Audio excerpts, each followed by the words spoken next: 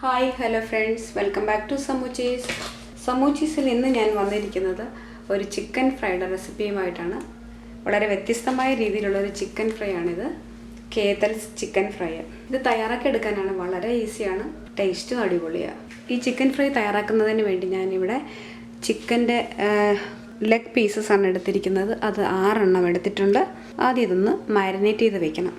മാരിനേഷന് ആവശ്യമായ സാധനങ്ങൾ എന്തൊക്കെയാണെന്ന് നോക്കാം. മാരിനേഷന് വേണ്ടി ഞാനിവിടെ എടുത്തിരിക്കുന്നത് ഒരു കഷ്ണം ഇഞ്ചി, 6 അല്ലി വെളുത്തുള്ളി, ഒരു 6 ഉള്ളി, 3 പച്ചമുളക്, അല്പം കറിവേപ്പില. പിന്നെ ഇതിന് വേണ്ടത് വറ്റൽ മുളക് ചതച്ചെടുത്താണ് ഞാനിവിടെ ഒരു 2 സ്പൂൺ എടുത്തിട്ടുണ്ട്. 1 സ്പൂൺ ഗരം മസാല, 1/2 ടീസ്പൂൺ മഞ്ഞൾപ്പൊടി, ഒരു 1/4 ടീസ്പൂൺ ജീരകം, നല്ല ജീരകമാണ് കേട്ടോ, 1 സ്പൂൺ നാരങ്ങ നീര്, ഇതിനാവശ്യമായ ഉപ്പ്. ആദ്യം നമുക്ക് ഇഞ്ചി, വെളുത്തുള്ളിയും ഉള്ളിയും പച്ചമുളകും ഇതെല്ലാം കൂടെ ഒന്ന് അരച്ചെടുക്കണം.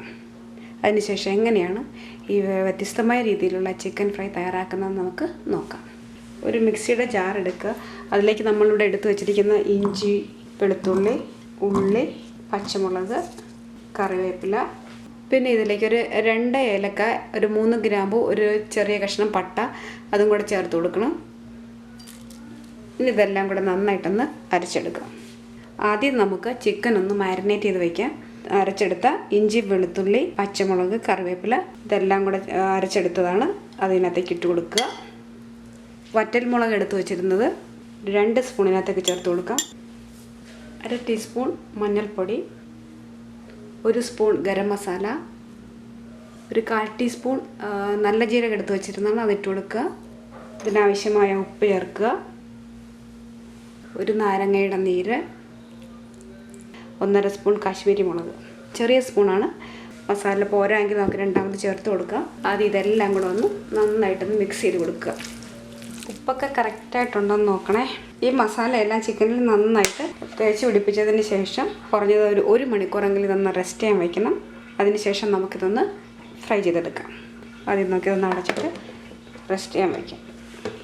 അതിനുവേണ്ടി ഒരു പാത്രം വെച്ച് ഞാൻ ചൂടാക്കിയിട്ടുണ്ട്. അതിലേക്ക് നമുക്ക് എണ്ണ ഒഴിച്ചു കൊടുക്കാം. വെളിച്ചെണ്ണയിൽ ചെയ്യുന്നതാണിത് ടേസ്റ്റ്, അതുകൊണ്ട് ഞാനിവിടെ വെളിച്ചെണ്ണയാണ് ഒഴിക്കുന്നത്. എണ്ണ ഇവിടെ ചൂടായി വരട്ടെ. എണ്ണ ചൂടായി വരുമ്പോൾ നമുക്ക് അതിനകത്തേക്ക് ഇട്ട് ഫ്രൈ ചെയ്തെടുക്കാം. എണ്ണ ഇവിടെ ചൂടായി വന്നിട്ടുണ്ട്. നമുക്കിനി ഇത് ഫ്രൈ ചെയ്തെടുക്കാം. ഫ്ലെയിം കുറച്ച് വയ്ക്കണം, അല്ലെങ്കിൽ ചിക്കൻ നന്നായിട്ട് വെന്ത് കിട്ടത്തില്ല. ചിക്കൻ ഇവിടെ ഫ്രൈ ആയി വന്നിട്ടുണ്ട്. നമുക്കിനി ഇത് എടുത്ത് മാറ്റാം.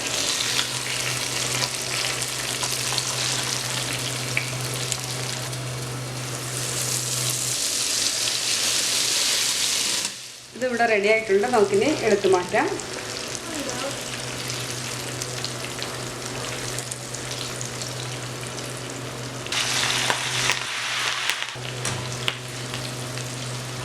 കേതൽ സ്റ്റൈൽ ചിക്കൻ ഫ്രൈ ഇവിടെ റെഡി ആയിട്ടുണ്ട്.